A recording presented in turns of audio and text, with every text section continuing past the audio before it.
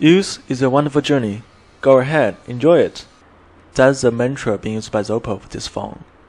And here we're going to see if this is really the one to take on all of their flagship devices out today. What's up guys, this is Frank from Gizmo China. What's going on everybody? And here is your first look and hand-on with the Oppo ZP999.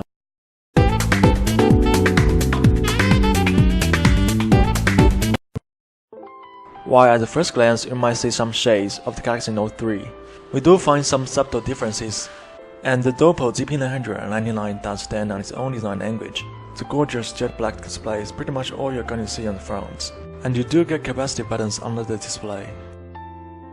As you turn the device around, there's a 14-megapixel shooter with the LED flash there, with the Oppo logo at the center and a 4G LED logo at the bottom, etched into the smooth plastic back, along with the volume rocker on the left, and the camera shooter and power button on the right of the phone, positioned perfectly for those of you who need better ergonomics on the phone. The buttons land exactly where your fingers were and provides a nice experience.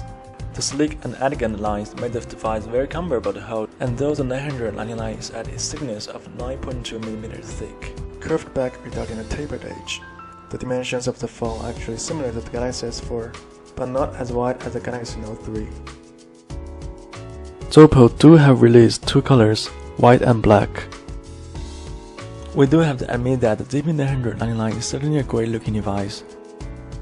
It got a 5.5 FHD IPS display, with a 1080p resolution resulting in a pixel density of 401 pixels per inch.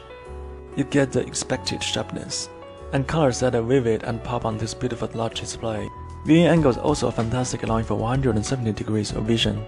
The screen is an LTPS low-temperature polysilicon LCD display that brings along TOO, a touch-on-lens technology that eliminates the display between the touch sensor and the actual display panel, and it is also significantly more shock-proof than the other screens due to their strong Gorilla Glass 3 underneath that hood.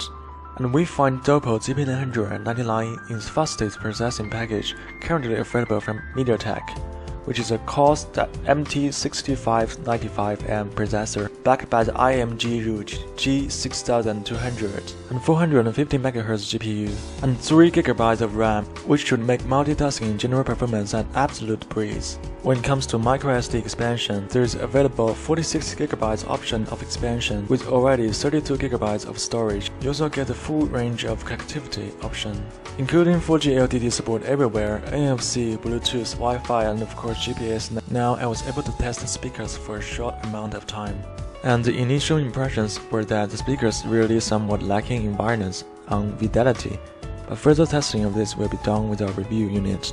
When it comes to the battery, you get a large and removable 2700 mAh battery. Should allow for more than 1 day of use, according to Oppo. As we move on to the cameras, we found a 14-megapixel camera with f2.0 aperture and the LED flash, and this whole packaging promises to deliver amazing shots. More precise, distortion-free, and detailed by the 6 physical and construction. Now selfie, are you saying? You do get 5-megapixel distortion-free front-facing camera with a lens that allows for a wide-angle capture. You can see there are a number of different modes in applications and the camera optics.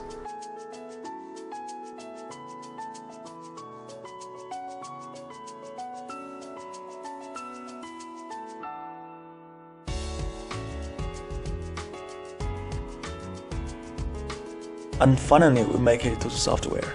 We will see a pretty familiar face, which is actually his strong suit for the Oppo ZP999, as the software is KitKat, with the MediaTek CPU as strong as Snapdragon 801 and 3GB RAM. But with this price, how can they compete with other flagships? Please wait for our review.